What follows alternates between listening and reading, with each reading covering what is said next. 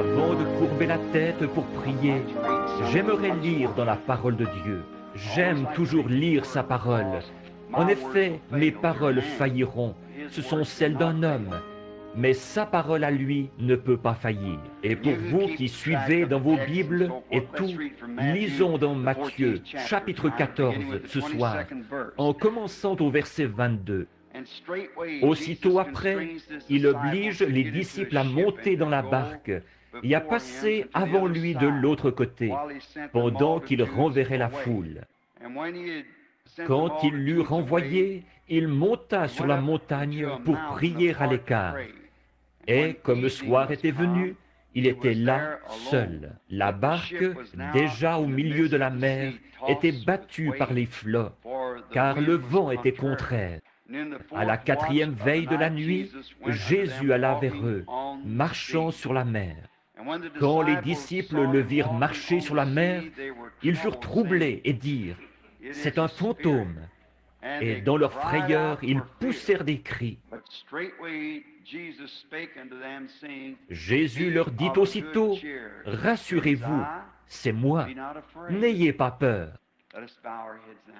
Courbons maintenant la tête pour prier. Pendant que nous avons la tête et le cœur inclinés devant Dieu, y a-t-il dans le bâtiment ce soir un besoin que vous aimeriez faire connaître à Dieu en levant la main pour qu'on pense à vous dans la prière, que le Seigneur porte son regard sur vous, qu'il soit miséricordieux envers nous.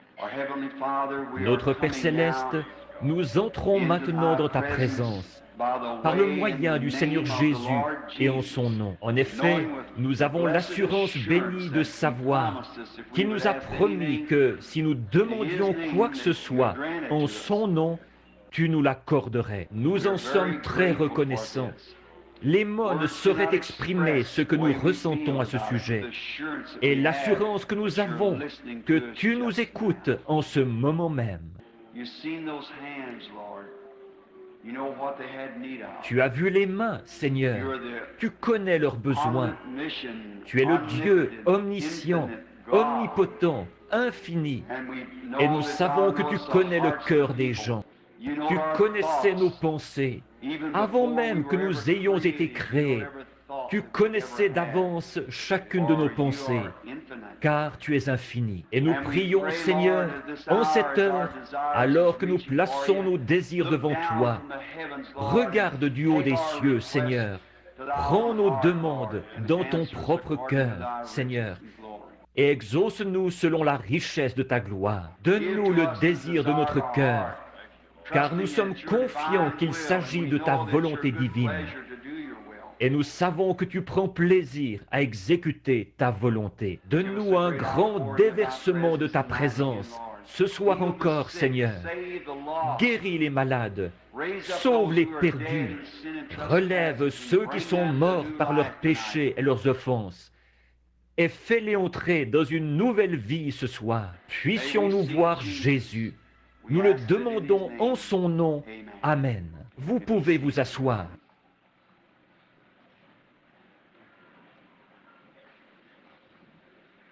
Nous sommes désolés de ne pas avoir assez de place pour asseoir tout le monde.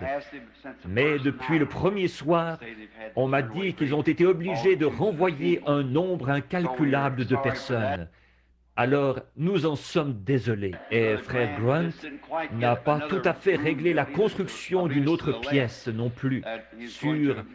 Je pense que ce sera sur la gauche qu'il va déplacer cette cloison. Ce précieux frère, il m'a demandé aujourd'hui si j'accepterais d'en faire une chose annuelle, de revenir à Dallas à son église. Une invitation comme celle-là, en cette heure où les portes se ferment tellement rapidement, et de voir cet homme qui veut que je revienne et que j'en fasse une chose, un événement annuel. J'apprécie. J'ai eu un moment de communion fraternelle avec eux ce matin, avec frère Gordon Lindsay et beaucoup d'entre eux.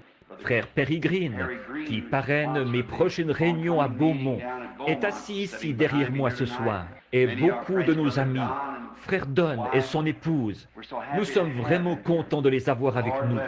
Que le Seigneur les bénisse. Maintenant, ce soir, juste, j'ai essayé de simplifier mes messages le plus possible pour que même un enfant puisse les comprendre. Demain après-midi, ce sera une réunion d'évangélisation et je voudrais que vous puissiez tous y assister. Maintenant, si vous avez des réunions à votre propre église, eh bien, restez là, à votre poste. Nous ne voulons pas que qui que ce soit quitte sa propre église toutefois, si vous êtes malade et que vous voulez venir pour qu'on prie pour vous, mais qu'il y ait une réunion à votre église demain après-midi, alors parlez-en à votre pasteur, pour éviter de le contrarier, vous savez. Dites-lui que nous sommes là pour collaborer, pour aider tous ceux du corps de Jésus-Christ qui séjournent ici à Dallas et dans les environs. Donc, demain après-midi, à 2h30, je pense, je dois apporter un message d'évangélisation. Et ensuite, nous prierons pour tous les malades. Nous nous occuperons de toutes les cartes de prière et tout qui sont restés cette semaine. Nous prierons pour tous ceux-là demain. Maintenant, mon sujet de ce soir, je vais le présenter plutôt comme une petite pièce de théâtre, juste pour quelques instants. Et je vais essayer de prier pour le plus grand nombre possible de malades ce soir. Mon texte, c'est « N'ayez pas peur, c'est moi ». C'est Jésus qui parle. Mon sujet, c'est « Témoignage en mer ». Ce devait être vers la fin de l'après-midi. Le soleil devait se coucher quand ceci a eu lieu. Et bon, il devait avoir fait chaud ce jour-là, à peu près comme ici en ce moment. Le climatiseur ne fonctionne pas. Ils sont en train de le réparer. C'est pour ça que j'ai choisi un sujet différent de celui sur lequel j'avais l'intention de prêcher, pour pouvoir faire vite et vous éviter de devoir rester assis là dans cette chaleur. Ce pêcheur, un grand gaillard, après avoir vu tout ce qu'il avait vu pendant la journée, il avait observé Jésus dans son grand ministère. J'aurais aimé avoir vécu à cette époque-là pour le suivre. Mais vous savez, je suis content d'avoir encore ce même privilège, de l'observer, le regarder faire des choses. Et c'est plus glorieux de l'observer aujourd'hui que ça l'était à l'époque. J'ai plus de foi en lui maintenant, et je peux avoir plus de foi maintenant que j'aurais pu en avoir à l'époque, parce qu'il s'est passé 2000 ans pour nous prouver que l'Évangile est vrai. Et 2000 ans plus tard, il est toujours vivant, en train de faire exactement ce qu'il faisait à cette époque-là. Alors, nous avons une plus grande assurance et un plus grand fondement pour la foi maintenant que ce qu'ils avaient à l'époque. En effet, il n'était qu'un homme qui se promenait en prétendant qu'il était envoyé par Dieu et qu'il était le Fils de Dieu, et que Dieu confirmait par lui sa parole promise pour ce jour-là. Et il pouvait avoir des raisons d'en douter. Les théologiens, et si vous remarquez, ça faisait pitié, ça faisait vraiment pitié, parce que ces théologiens, ils y auraient cru si Dieu n'avait pas aveuglé leurs yeux. La Bible l'a dit. Et savez-vous qu'il a promis qu'il aveuglerait leurs yeux de nouveau aujourd'hui pour qu'ils ne voient pas ce qu'il en est, qu'ils seraient emportés, enflés d'orgueil, aimant le plaisir plus que Dieu, déloyaux, calomniateurs, intempérants, ennemis des gens de bien, ayant l'apparence de la piété, mais qu'ils renieraient ceux qui ont fait la force. Très précisément une promesse qui revient de nouveau. Et on ne peut pas vraiment faire autrement que d'éprouver de la pitié pour les gens dont les yeux sont aveuglés sur ce jour-ci, alors que les Écritures dont Dieu a promis l'accomplissement en ce jour même, en cette heure, nous les avons devant les yeux et nous les regardons. Et les gens voient ça, et ils secouent la tête et s'en vont en disant « Je ne le vois pas, ça fait pitié, mais malgré tout, les Écritures doivent s'accomplir. Il faut que ça se passe comme ça. » Donc, ces disciples avaient été choisis par Dieu. Avez-vous remarqué, Jésus leur a dit qu'avant la fondation du monde, il les avait choisis et qu'ils étaient la semence prédestinée de Dieu. C'est pour ça que, quand les ennuis sont arrivés et qu'on aurait dit que les gens avaient coincé Jésus avec une question, pour eux, il n'y avait pas de question. Ils ne pouvaient pas comprendre, mais ils étaient bien décidés à ne connaître rien d'autre que lui. Toi seul as la parole de la vie. Et ils étaient bien décidés à s'en tenir à cela, parce qu'ils étaient destinés à cette fonction. Et c'est pareil aujourd'hui. Les hommes et les femmes qui sont destinés à la vie éternelle viendront à la vie éternelle. Tous ceux que le Père m'a donnés viendront à moi. C'est sa parole et ça ne peut pas faillir. C'est la parole de Dieu. Et maintenant, nous voyons ces disciples qui avaient eu une glorieuse réunion ce jour-là, dans l'immense champ qui s'étendait près du versant d'une montagne. Et Jésus leur avait dit, « Vous pouvez y aller, traverser la mer avant moi. » Et il allait monter sur la montagne tout seul pour prier. Et les disciples, après avoir rencontré des amis, je peux m'imaginer un peu comment ils se sentaient. En effet, de rencontrer des amis pour ensuite être obligé de quitter ses amis juste au moment où on commence à se connaître. C'est là qu'il faut faire ses adieux. Et c'est quelque chose qui m'a toujours assez chagriné. C'est d'un bout à l'autre du pays et partout dans le monde de rencontrer des amis et qu'ensuite on doive les quitter, en sachant qu'il y en a beaucoup qu'on ne reverra plus jusqu'à ce qu'on les rencontre au jugement. C'est quelque chose d'assez attristant. Je peux m'imaginer la barque avec le nez qui s'avançait sur la rive. Et c'est Simon-Pierre, avec ses bras et ses épaules bien musclées, qui a dû pousser la barque pour lui faire demi-tour et prendre le large. Ils faisaient tous au revoir de la main à ceux qui étaient sur la rive. Et eux criaient, « Revenez encore nous voir avec le Maître. Venez faire une autre réunion de réveil. Nous avons été tellement bénis aujourd'hui. » Les nouveaux amis qui leur faisaient au revoir de la main. Ensuite, il a fait quelques enjambées pour se frayer un chemin entre les autres disciples. Et il s'est probablement assis à côté de son frère André. Et ils ont empoigné les rames. Les barques de cette époque-là étaient propulsées soit par le vent, soit par des rames qu'ils tiraient. Alors, ils s'assoyaient peut-être 2 par barque, 2 sur un côté ou plutôt 2 par siège, avec peut-être 6 ou 8 telets. Ils tiraient en cadence, et comme ça la barque gardait un tirant d'eau égal quand il y avait de la tempête. Ensuite, quand le vent soufflait normalement, ils pouvaient hisser une voile et naviguer à la voile. Il avait dû faire chaud cet après-midi-là, si on s'en rapporte aux Écritures juste avant cet événement. Et donc, ça avait dû être un après-midi très calme, ensoleillé et chaud. Le soleil se couchait, et il ramait, ensuite il lâchait les rames et faisait au revoir de la main aux gens. « Nous espérons vous revoir un jour. » Et il continuait à prendre le large. Et puis le coucher du soleil, la tombée du jour, et au bout d'un moment, il a commencé à faire nuit.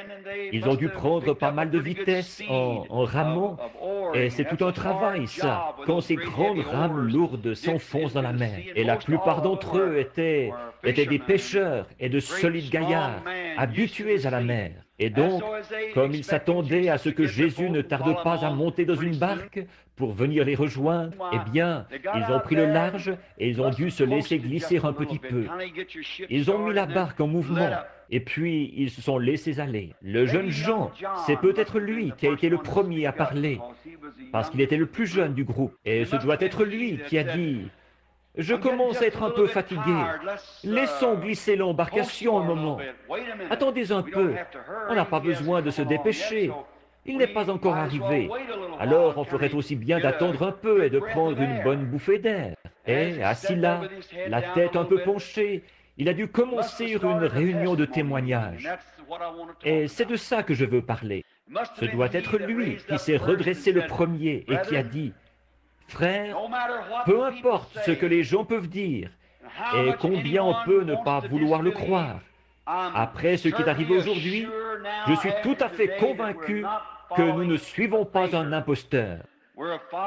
Nous ne suivons rien de moins que Dieu, car aucun homme ne pourrait faire ce qu'il a fait aujourd'hui, à moins d'être Dieu. Vous savez, quand il a pris ces pains, qu'il les a rompus et qu'il a nourri ces 5000 personnes, là, pour moi, ça a été la chose la plus extraordinaire. Il aurait pu y avoir un doute jusqu'à aujourd'hui.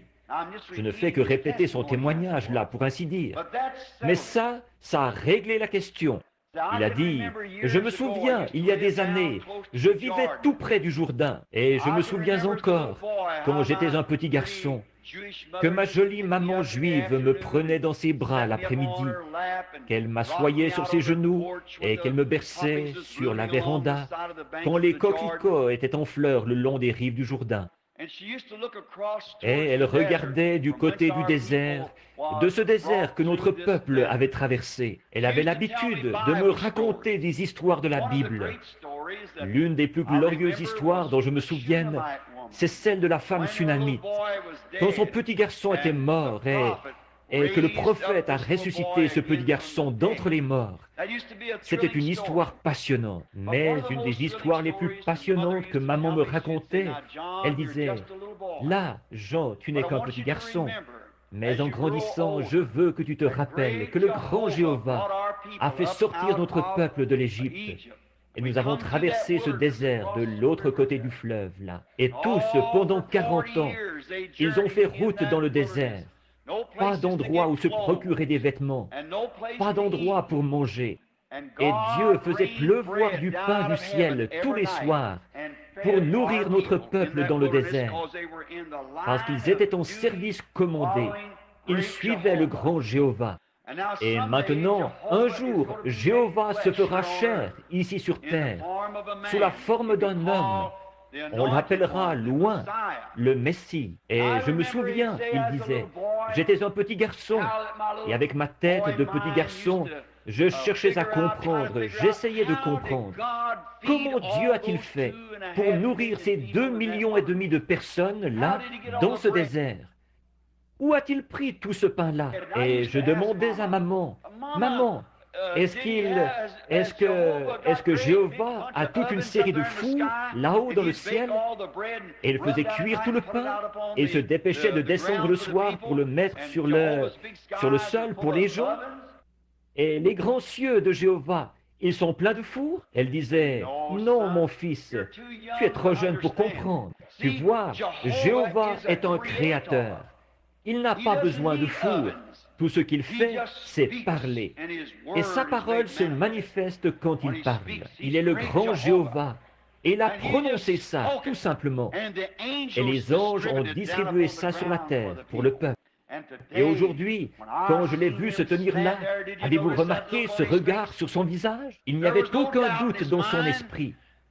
J'ai grimpé derrière le rocher et je l'ai regardé faire. Quand il a pris le pain, qu'il l'a rompu et qu'il l'a remis à ses serviteurs, à nous, pour que nous le distribuions au peuple. Et ensuite, quand il est revenu pour le rompre encore, le pain était redevenu complet.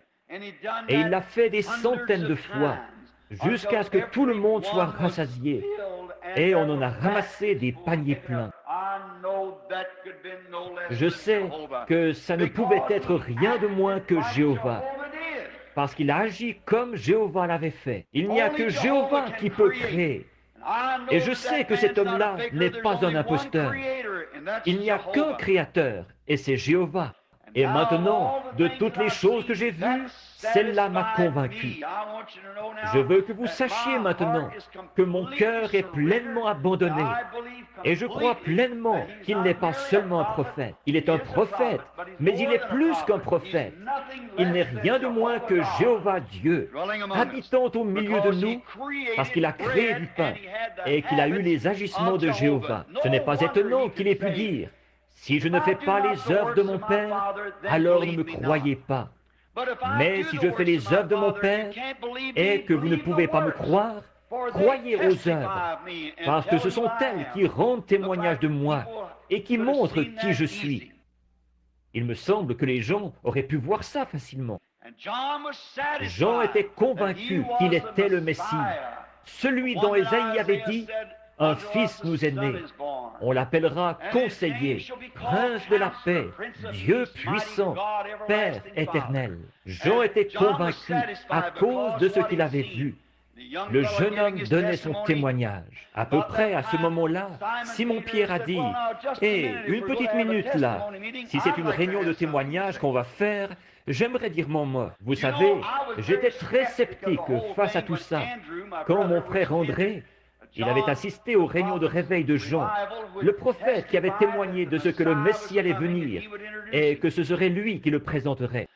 Et j'étais un peu sceptique face à ce qu'André me disait, parce que j'en avais entendu de toutes sortes, des histoires de Messie et tout le reste. Mais vous, les frères, vous vous souvenez tous de mon vieux père. Il s'appelait Jonas. Et vous vous souvenez de lui, c'était un croyant très ferme. Je me rappelle encore, maman et papa et nous tous, la pêche, c'était notre gagne-pain. Et quand on n'attrapait pas de poisson, on avait besoin de pain. Alors on se mettait à genoux et on priait Dieu. Donne-nous une bonne pêche aujourd'hui, ô Dieu, et qu'on puisse vendre notre poisson pour payer nos dettes et avoir de quoi manger. Et on partait en mer, dans la tempête, et on bravait ces tempêtes. Et papa, je revois encore ses cheveux gris qui lui descendaient dans le dos. Un jour, il s'est assis sur le bastingage de la barque et il m'a parlé. Il m'a dit, « Simon, tu es mon fils aîné. Tu sais, j'ai toujours cru, Simon, que je verrais le Messie. Notre peuple l'attend depuis l'Éden. Et nous sommes sûrs qu'il va venir, peu importe le temps que ça prendra. Il s'est passé 4000 ans, tu vas me dire. Mais je crois que le Messie viendra. Et tous les Juifs ont cru qu'ils verraient le Messie dans leur génération. J'espère le voir dans ma génération. Mais on dirait que je me fais vieux, là. Je vais devoir renoncer à la mer. Je commence à avoir mal partout. Alors, il est probable que je ne le verrai pas de mon temps. Mais toi, peut-être que oui, mon fils. Et je veux te donner une formation dans les Écritures. Fiston, avant que le Messie fasse son apparition, il y aura toutes sortes de choses qui se produiront, toutes sortes de faussetés, parce que Satan va faire ça pour détruire l'influence du vrai Messie quand il viendra. Ça s'est toujours passé comme ça. C'est encore pareil. Et ensuite, nous voyons, il a dit, « Je me souviens qu'il a passé son bras autour de moi et il m'a dit, « Fiston, il n'y a qu'un moyen par lequel tu pourras identifier ce Messie.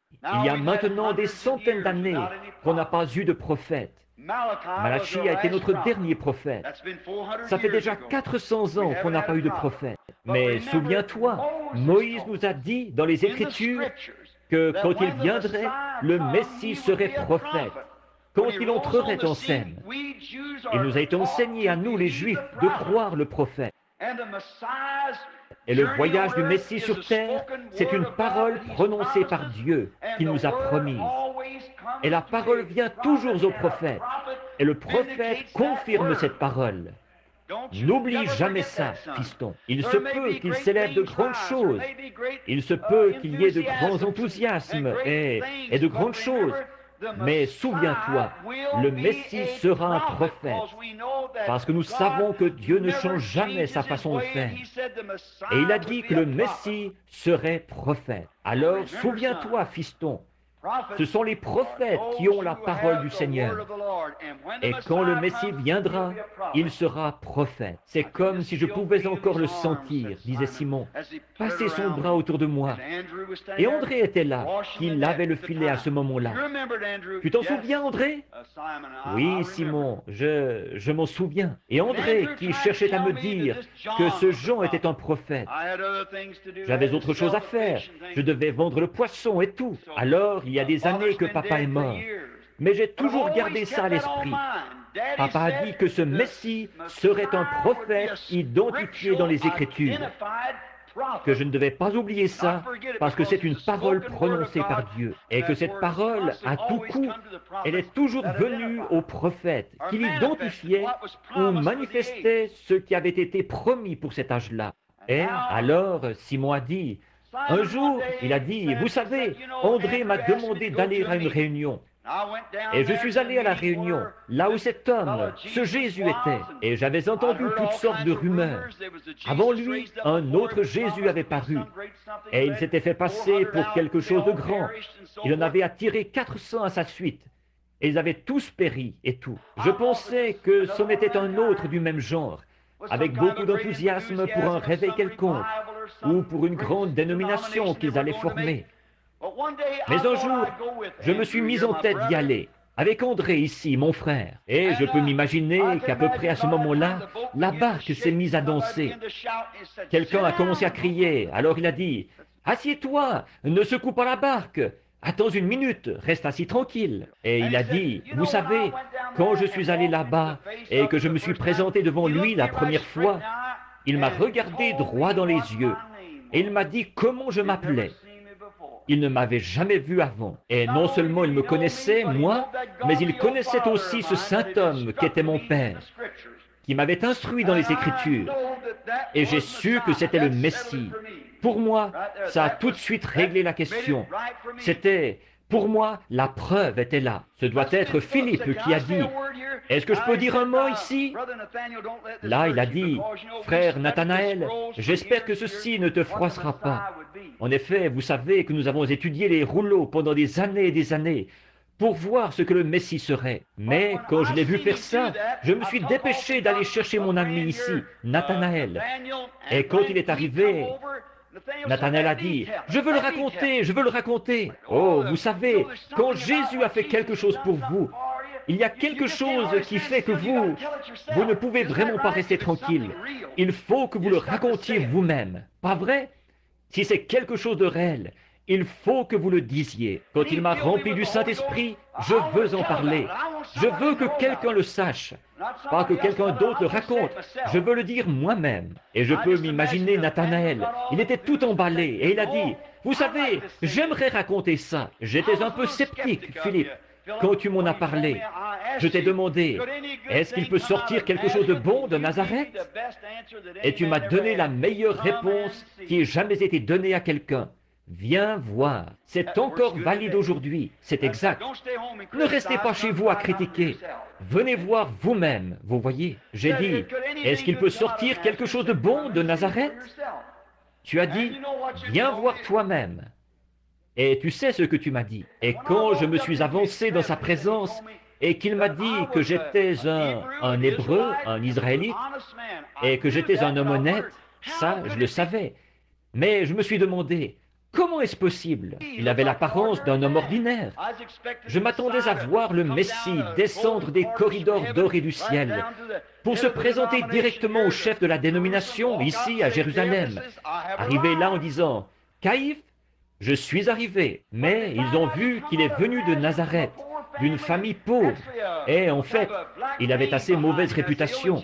Il passait pour un enfant illégitime. Il était là avec des vêtements ordinaires sur le dos, pas comme un sacrificateur ou quelqu'un, juste un homme ordinaire. Et je me suis dit, quand je me suis avancé, comment est-ce possible? Ça, un Messie? Un vieux vêtement sur le dos. Il le portait quand il était tout jeune homme. Et il porte encore le même vêtement là. Et ses cheveux qui lui descendent dans le dos. Il est comme un simple homme de la rue. Et il m'a regardé en face et il a dit, « Avant que Philippe t'appelle, quand tu étais sous l'arbre, je t'ai vu. » Pour moi, c'était réglé. J'ai su par la parole que c'était le Messie. C'était lui. Alors la barque devait danser. La réunion de témoignage battait son plein. Oh, il passait vraiment des moments merveilleux là-bas en mer. Il se réjouissait vraiment beaucoup. André a dit, « J'aimerais raconter quelque chose qui m'a laissé un peu perplexe pendant un petit moment. Vous vous souvenez de la fois où on descendait à Jéricho? Il a dit, « Il faut qu'on remonte. Je dois passer par la Samarie. » Alors il est monté en Samarie. Et là, dans la ville de Sichar, il nous a tous envoyés en ville acheter des provisions. Oh oui, je m'en souviens bien. Ils disaient tous, « Oui, oui. » La barque dansait. Chacun avait un merveilleux témoignage. Une fois la réunion de réveil terminée. Et donc, il faisait cette réunion de témoignage. Et il a dit, « Oui, et vous vous rappelez, on est revenu doucement. Et à notre surprise, on a vu notre maître qui parlait à une prostituée notoire. » On s'est dit, « Oh, c'est mauvais ça. Regardez-le donc là, qui parle à cette jeune femme. Il nous envoie là-bas pendant que lui, il est assis ici en compagnie de cette femme de mauvaise vie. » Vous vous rappelez, on était là, juste derrière les buissons, et on a écouté leur conversation. Et on l'a entendu lui dire, « Femme, va chercher ton mari et viens ici. » Et on s'est dit, « Eh bien, peut-être qu'on s'est trompé. Cette femme, peut-être qu'elle est légalement mariée là. » Alors, elle l'a regardé en face et elle a dit, « Monsieur, je n'ai pas de mari. » Vous vous souvenez, comme le cœur nous a manqué? Notre grand Messie en qui nous avions confiance. Le voilà qui s'est fait prendre à mentir. dans le feu de la conversation, parce qu'il a dit, va chercher ton mari. Et comme réponse, elle a attesté qu'elle n'avait pas de mari. Là, ça s'est retourné contre lui. Vous vous souvenez comme on avait tous l'air surpris, comme ça nous a coupé le souffle? Oui, je m'en souviens. Et puis, vous vous souvenez des paroles qui ont suivi? Il a dit, tu as dit la vérité, parce que tu en as eu 5, et celui avec qui tu vis en ce moment n'est pas le tien. Oh, vous vous souvenez de la réunion de témoignage derrière le buisson? Oh là là, vous voyez, on ne peut pas le coincer. Il est Dieu. Oh, Simon a dit, là, André a dit, là pour moi c'était réglé. Barthélemy a dit, attendez, j'aimerais ajouter un témoignage. Est-ce que je peux, frère? Oh, eh bien, je pense bien que oui. On a beaucoup de temps, il n'est pas encore arrivé. Alors, on va juste donner quelques petits coups de rame.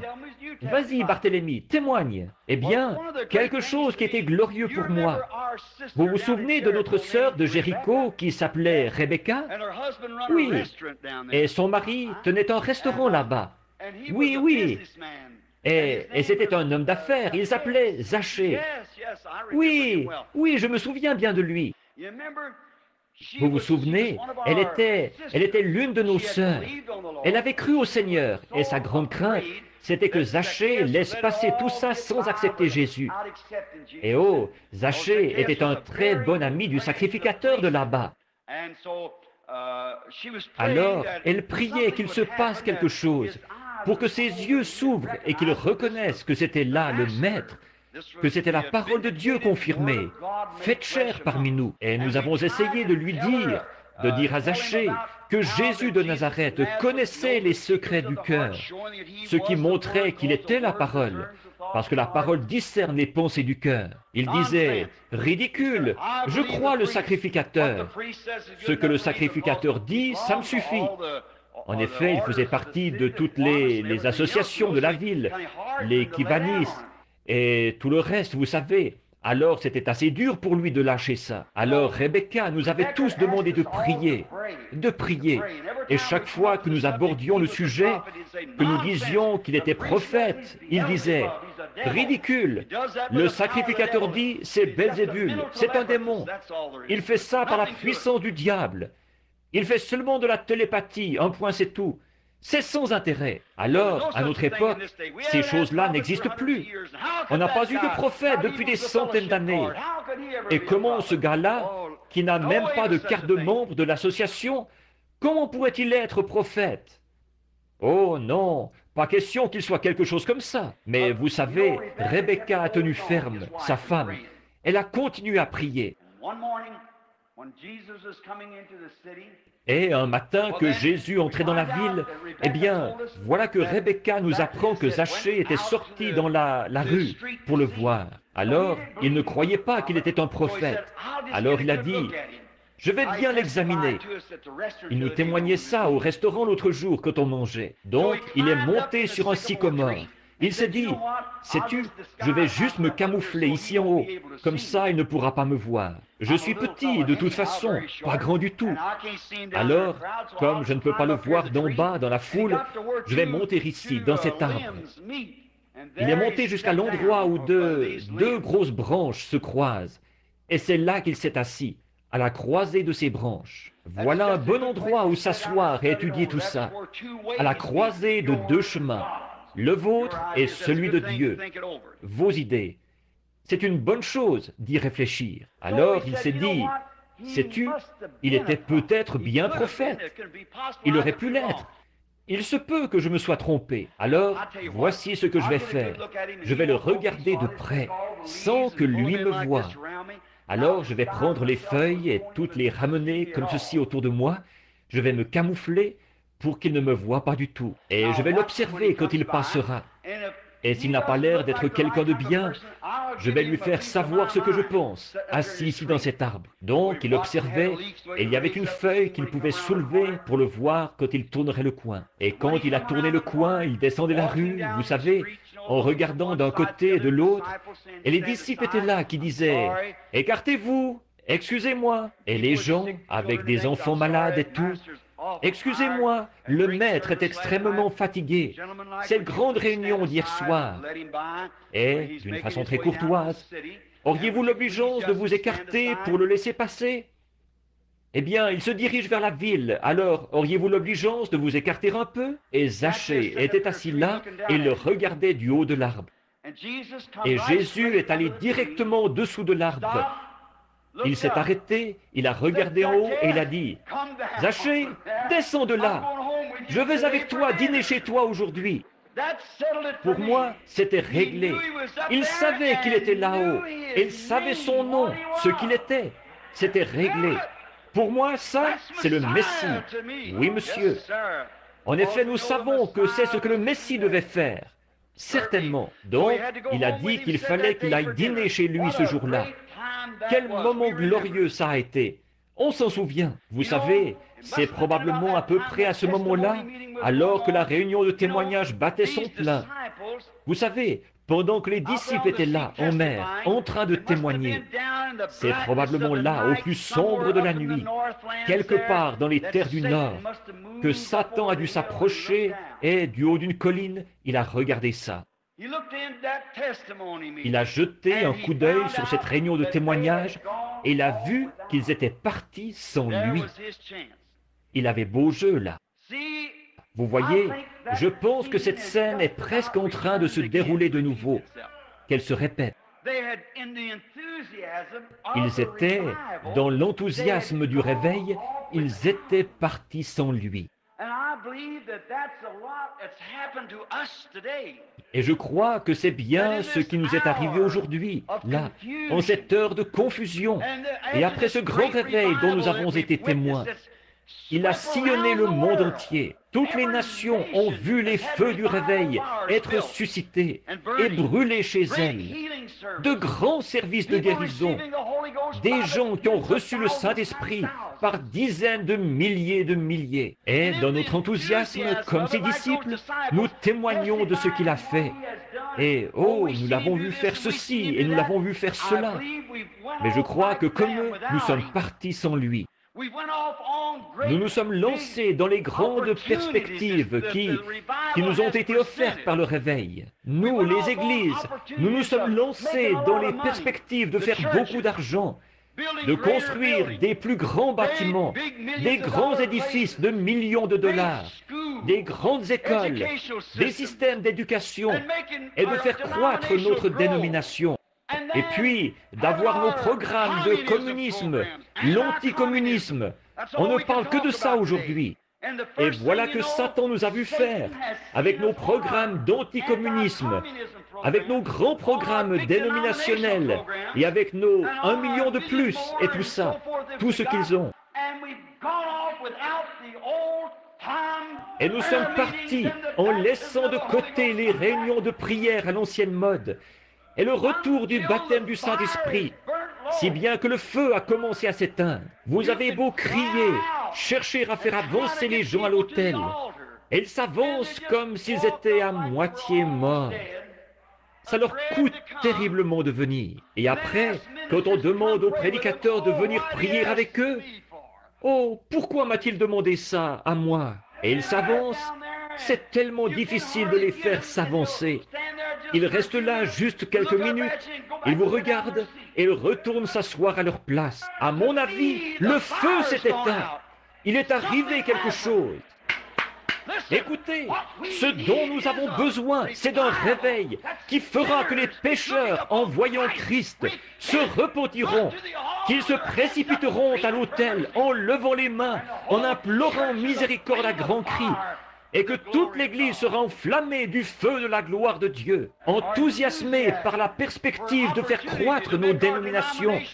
Nous avons construit de plus grandes écoles pour y instruire nos prédicateurs, et nous les éloignons encore plus de Dieu qu'ils ne l'étaient au départ. On ne connaît pas Dieu par l'instruction, on ne le connaît pas par la théologie, on connaît Dieu par la foi.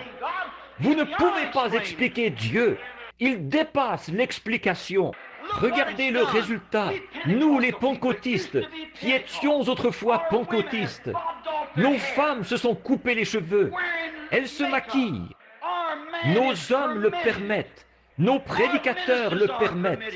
Ils ont peur d'en parler. L'Église va les mettre à la porte s'ils le font.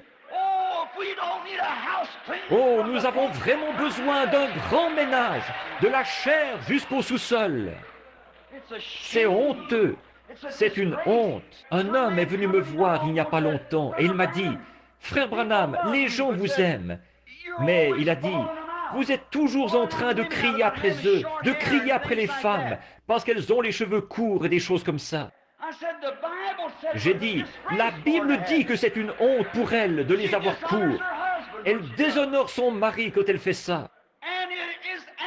Et c'est absolument un signe que vous avez abandonné Dieu. Rappelez-vous, dans le cas de Samson, les cheveux longs étaient un signe de Naziréa, pour montrer qu'il avait abandonné le monde pour la parole de Dieu. Et quand vous vous coupez les cheveux, vous les femmes, vous reniez votre signe de Naziréa. Vous êtes allés du côté d'Hollywood au lieu de revenir à la Bible. La Bible dit qu'elle ne soit pas rasée. Vous voyez, c'est honteux. Et les prédicateurs ne disent rien à ce sujet. Cet homme, il m'a dit, « Pourquoi ne laissez-vous pas les femmes tranquilles ?» Il a dit, « Elles vous considèrent comme un prophète. » J'ai dit, « Je n'ai jamais dit que j'étais prophète. » Il a dit, « C'est comme ça qu'elles vous considèrent. Enseignez-leur à recevoir des dons spirituels et à faire quelque chose. Vous devriez leur enseigner des grandes choses, des choses importantes. » J'ai dit, « Comment est-ce que je peux leur enseigner l'algèbre alors qu'elles ne veulent même pas apprendre leur ABC? Comment vivre comme il faut? Comment le faire? Oui, il faut commencer par le commencement. Année après année, je parcours le pays et ça empire tout le temps. Il y a quelque chose qui ne va pas quelque part. Et le problème, ce n'est pas la parole. Pas étonnant qu'on n'arrive pas à faire brûler les feux du réveil. Nous avons besoin d'un grand ménage. Dieu n'agira jamais tant que nous ne reviendrons pas. Nous avons besoin d'un grand ménage. Et vous, les hommes, qui laissez votre femme faire une chose pareille, porter des shorts. Il ne s'agit pas des méthodistes, des baptistes. Il s'agit des pentecôtistes. C'est exact. L'apparence de la piété. L'âge de l'église de Laodicée, tiède. Pentecôtiste de nom, c'est tout. La Pentecôte, ce n'est pas un nom. C'est une expérience du baptême du Saint-Esprit qui nettoie les gens. Pas étonnant qu'on n'arrive pas à avoir des grands services de guérison et tout. Il y a quelque chose qui est allé de travers quelque part. C'est Satan qui nous a vus en train d'essayer de... Mais si nous en parlons, ils vont changer d'église. Souvenez-vous, on ne dorlote pas les chrétiens. Les chrétiens sont robustes.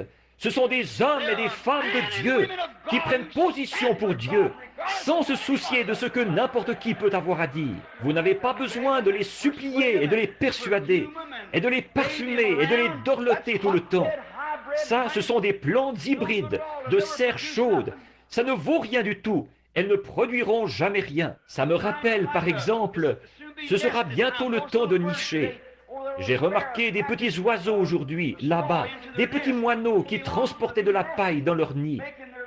Ils ne vont pas tarder à nicher pour faire éclore leurs petits œufs. Vous savez, un petit oiseau femelle peut avoir un nid plein d'œufs. Elle va couver les œufs de ce nid. Et toutes les 2 ou 3 minutes, elle les retourne. Avec ses petites pattes, elle les retourne, elle reste là à couver. Mais si elle laisse les œufs refroidir, une fois qu'ils se sont réchauffés, ils n'écloront pas. Alors, elle s'envole juste le temps d'aller chercher une bouchée de nourriture, elle revient tout de suite les couver. Et vous savez, cette brave maman oiseau, elle pourrait rester là à couver ses œufs et les retourner toutes les 2 minutes et ne pas, et même se sacrifier et jeûner jusqu'à ce qu'elle soit si maigre qu'elle ne puisse plus quitter le nid. Mais si alors cette maman oiseau n'a pas été en contact avec l'oiseau mâle, les œufs n'écloront pas. Peu importe quoi, combien vous les dorlotez, ils n'écloront pas. Ils vont rester dans le nid et pourrir là. Et c'est le moment ou jamais pour la Pentecôte de s'unir avec le compagnon Jésus-Christ. En effet, tout ce qu'on est en train de produire, c'est un nid plein d'œufs pourris. Renions la foi, en train d'entrer dans le concile œcuménique et appeler ça quelque chose de grand de s'asseoir près du pape et dire que c'est spirituel. Mais qu'est-ce que vous avez, les pentecôtistes? Vous ne savez donc pas que la Bible a annoncé ces choses? Et on pousse des grands cris parce que les méthodistes et les baptistes se joignent à nous et toutes les autres choses du genre. Vous ne vous rendez donc pas compte que quand la Vierge endormie est venue acheter de l'huile, c'était à l'heure même où l'époux est arrivé? Et elles n'ont pas reçu l'huile. Vous savez, l'enlèvement se passera si secrètement. Et le départ, un de ces jours que vous n'en aurez même pas connaissance. Ce sera terminé et vous vous demanderez ce qui s'est passé. C'est comme quand Jean est venu sur terre et ils ont dit, mais la Bible dit qu'Élie doit venir premièrement. Il a dit, il est déjà venu et vous n'en avez pas eu connaissance. Il en sera de même un jour. Ils diront, je pensais que ceci devait se produire avant la période de la tribulation. Je pensais que l'enlèvement devait avoir lieu. Ces mots pourraient revenir, il est déjà passé et vous n'en avez pas eu connaissance. Oui, il est peut-être plus tard que vous pensez. Oh, réveille-toi, Église. Je fais mieux de m'arrêter. Je ne suis pas venu ici pour la doctrine, mais j'ai pensé vous passer ça simplement comme plat d'accompagnement. Souvenez-vous, frères, Satan a vu tous ces grands programmes. Une église qui essaie de surpasser l'autre, une dénomination qui essaie de surpasser l'autre, en éliminant tout l'illettrisme. Et il faut les soumettre à un test psychologique, faire tester l'homme par un psychologue avant qu'il puisse aller sur les champs de mission. La Pentecôte. Non, ce ne sont pas les presbytériens, c'est la Pentecôte. Un certain groupe de pentecôtistes, un groupe important, exige des missionnaires qu'ils subissent un test psychiatrique avant de pouvoir partir pour le champ de travail. Qu'est-ce qui serait arrivé s'ils avaient eu un test comme ça? Ils ont eu un test. C'était un test pentecôtiste au début, quand ils ont attendu dans la chambre haute jusqu'à ce que le feu descende d'en haut avec la puissance de Dieu. C'était ça le test, pas une espèce de psychologue mondain à moitié ivre qui est là à essayer de créer un peu d'agitation dans votre esprit ou quelque chose pour dire vous êtes complètement détraqué, alors que c'en est absolument la preuve. Un homme qui est extrêmement spirituel et nerveux. Il doit être dans cet état-là pour y parvenir. Alors voilà, vous voyez, et tout ce qu'ils font, c'est de gâcher ce que Dieu essaie d'accomplir depuis des années. Et les voilà qui sont là avec leurs programmes et leurs grands. Ils sont tout emballés quand ils voient beaucoup de monde rassemblé. Ils se disent, si je pouvais en faire tous des assemblées, si je pouvais en faire tous des unitaires, si je pouvais en faire tous des méthodistes. Les méthodistes cherchent à en faire tous des méthodistes. Les baptistes cherchent à en faire tous des baptistes. Les pentecôtistes, tous des pentecôtistes. Oh, vous ne pouvez rien y faire. Dieu les a prédestinés depuis la fondation du monde. Nous devons prêcher l'évangile, c'est tout. Mais avec nos grands programmes, on est parti sans apporter le feu avec nous.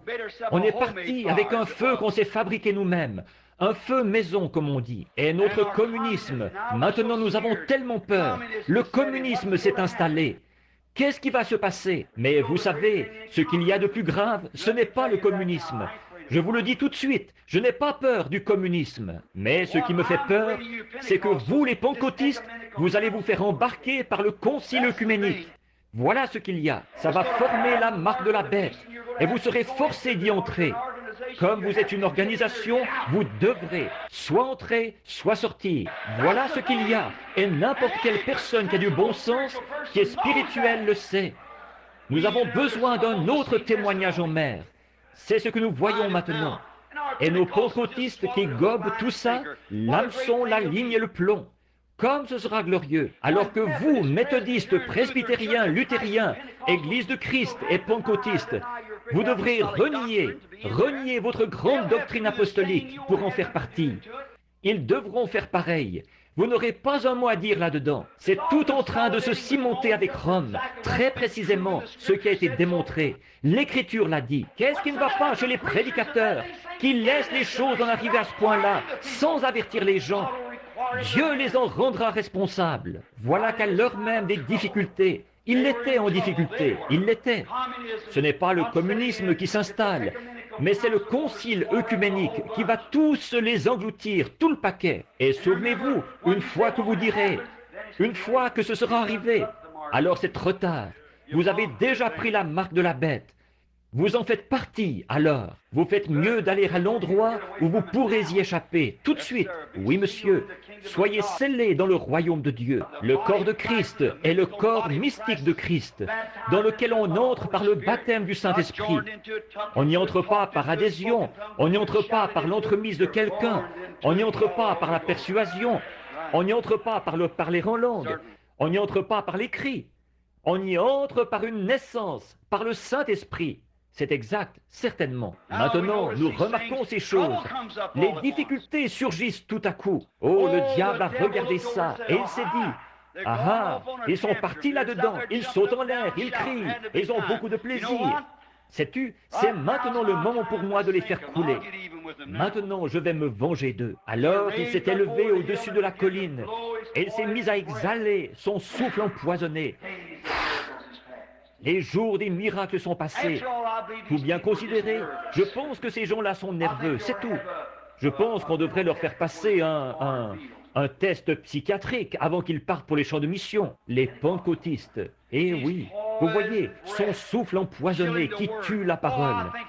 Oh, je pense que c'est autre chose. Je crois que... Vous voyez, ils en reviennent précisément au même point que toutes les autres dénominations.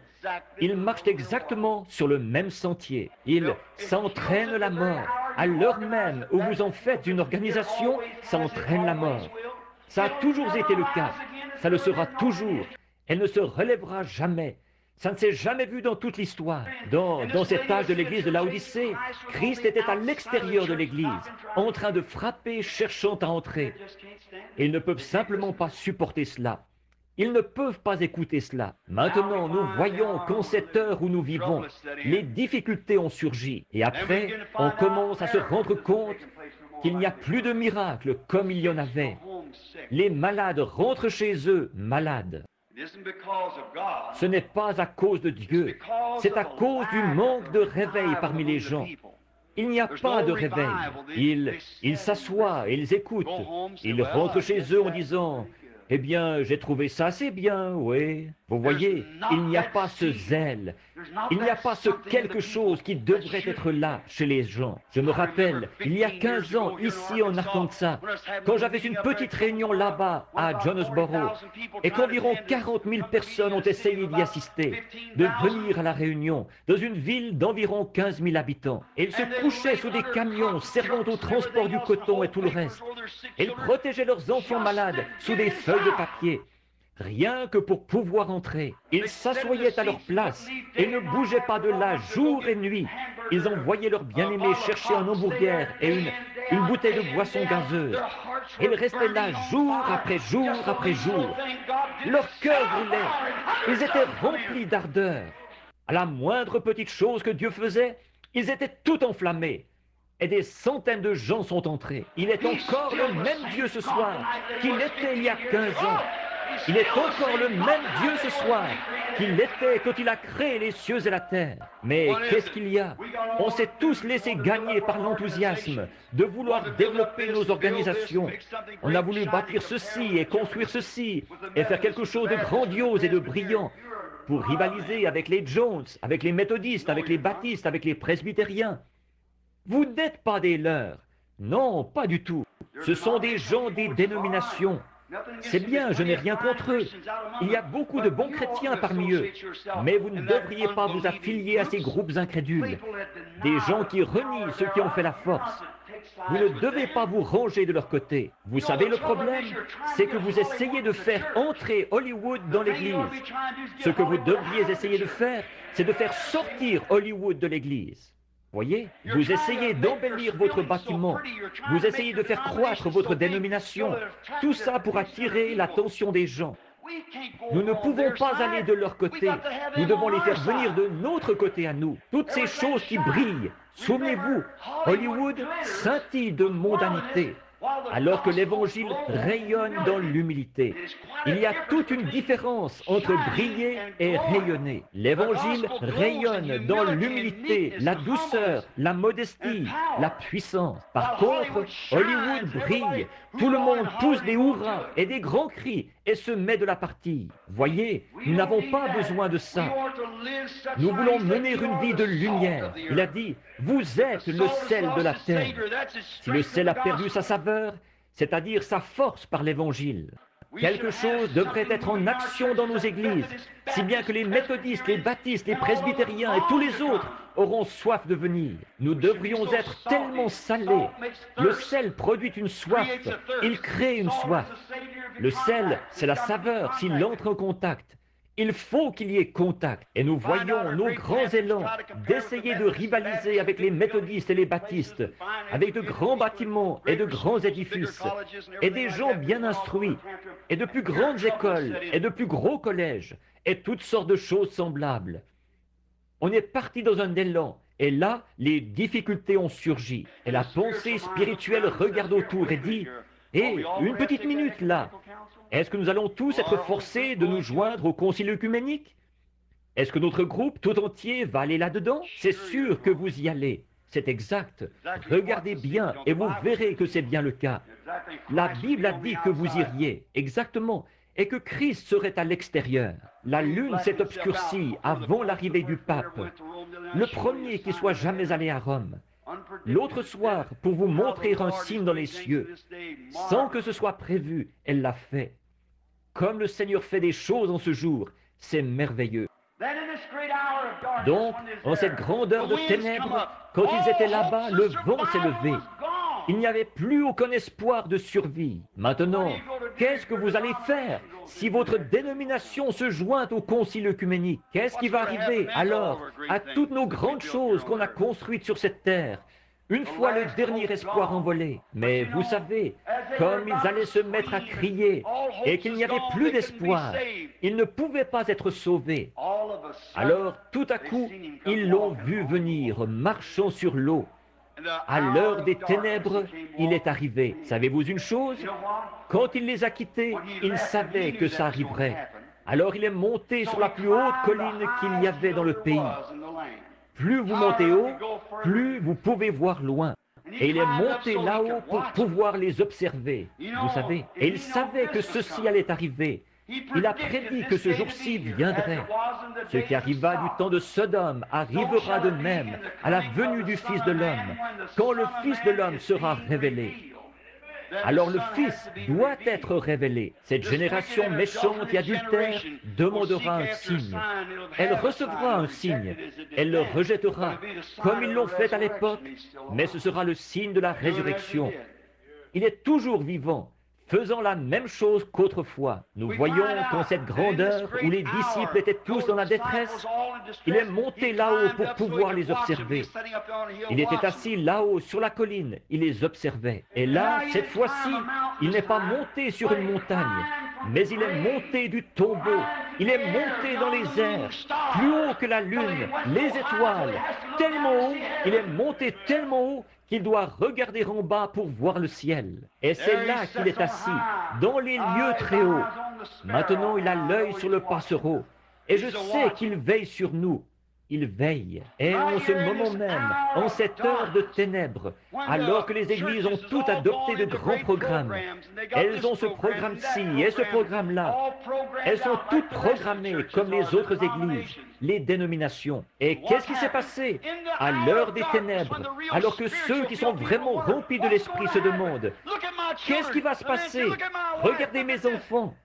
L'homme dit, regardez ma femme, regardez ceci. Et il termine la réunion de prière du dimanche, ou plutôt du mercredi soir, de bonne heure, pour pouvoir aller regarder Nous aimons ceci, ou quelque chose comme ça à la télévision. Ils aiment le monde plus que Dieu. Ils agissent comme eux. J'ai dit à une dame l'autre jour, elle portait une robe vraiment serrée.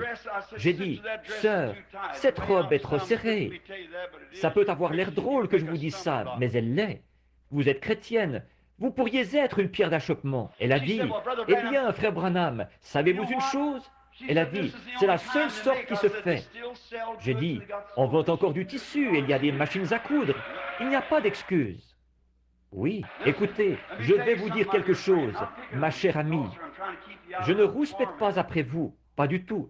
J'essaye de vous empêcher d'aller dans les tourments. Tant que cet esprit-là sera en vous, vous allez le faire. C'est exact. Vous devez en sortir par une naissance. Maintenant, vous pouvez en faire ce que vous voulez de cette réflexion. Mais je vais vous dire quelque chose, vous voyez, ce qu'est votre cœur, là aussi est votre trésor. Je vais vous dire, vous pouvez être aussi pur qu'un lys face à votre mari. Et vous, jeune fille, vous pouvez être aussi pur qu'un lys face à votre petit ami. Mais un jour, vous aurez à répondre devant Dieu d'avoir commis adultère. Vous êtes coupable quand vous vous habillez comme ça. Jésus a dit, quiconque regarde une femme pour la convoiter a déjà commis un adultère avec elle dans son cœur. Et quand cet homme, ce pécheur, aura à répondre de vous avoir regardé, d'avoir commis adultère, qui lui en aura fourni l'occasion? Pensez-y, vous, femmes pentecôtistes, vous devriez avoir honte. Voyez, vous devriez avoir honte. Si je vous dis ça, c'est parce que je vous aime. L'amour est correctif. On est parti dans une grande crise d'habillement. C'est exactement comme la mode, comme le monde. Il a dit, n'aimez pas le monde, ni les choses du monde.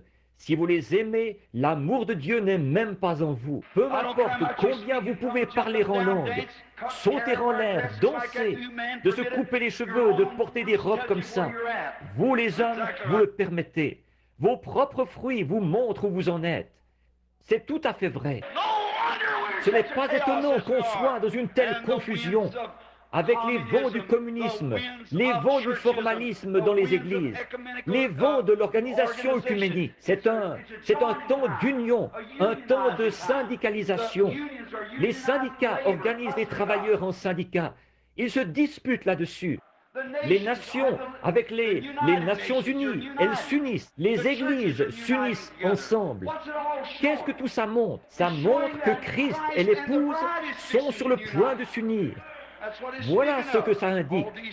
Toutes les ombres de ces choses montrent que le positif approche. Regardez bien maintenant, alors que nous terminons, parce que mon temps est presque écoulé.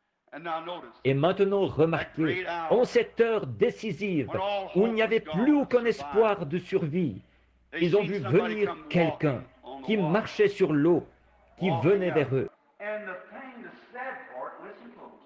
Et la chose, ce qui est triste là-dedans, écoutez bien, la seule chose qui pouvait les aider, ils en ont eu peur. Ils ont dit, ça a l'air fantomatique, ça pourrait être un esprit, vous savez. C'est bien ce qui se passe encore. Ils en ont peur. Ils ont peur que ce soit de la divination. Ils ont peur que ce soit une puissance démoniaque quelconque. Alors que Jésus a dit que ça arriverait en ce jour-ci. La seule chose qui peut les aider, c'est Jésus-Christ. Pas une autre dénomination. Pas qu'ils s'unissent tous ensemble. Ça va seulement rendre les choses pires que jamais.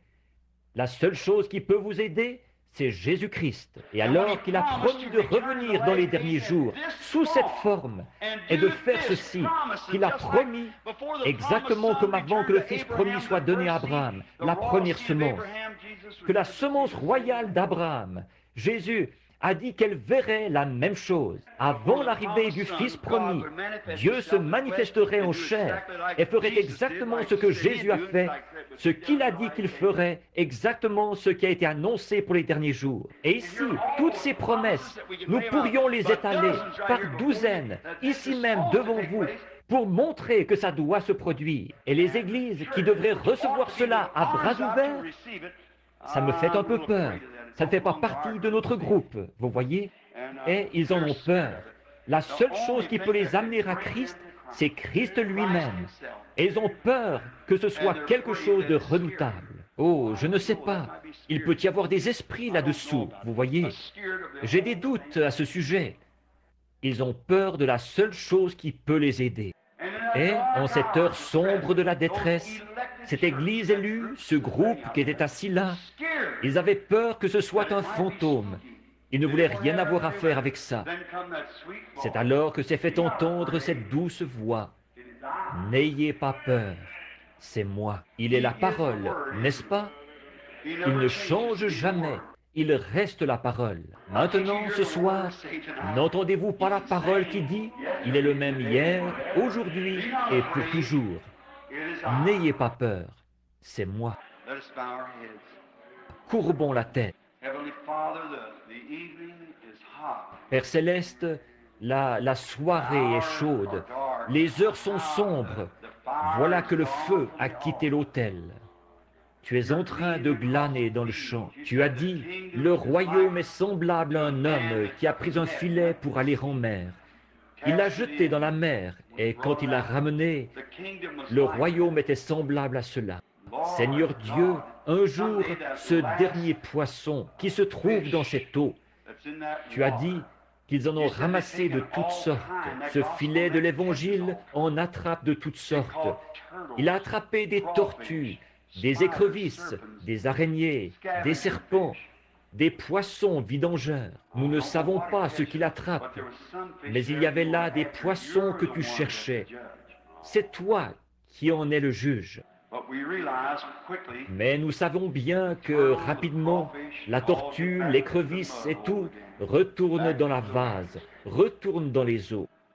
Mais un jour, le dernier poisson qui est destiné, prédestiné à venir, la dernière partie de ce corps, va être retiré de ce lac. Tu as jeté un filet à l'époque de Luther et de Wesley, d'Alexander Campbell, de John Smith, Calvin, Knox, Finney, Sankey et ainsi de suite. Dans l'âge pentecôtiste, à l'époque de F. Bosworth et de Frohman, ces grands hommes, tu as jeté des filets à l'époque de Billy Sunday, tout au long de l'âge. Et encore maintenant, tu passes la mer au peigne fin. Est-ce que l'un d'entre eux est assis ici ce soir, Seigneur? Si oui, puisse-t-il être comme cette petite femme au puits. Malgré sa condition de prostituée, elle a quand même reconnu que tu étais le Messie. Elle a vu ce signe, c'était réglé. Elle a dit, je vois que tu es prophète.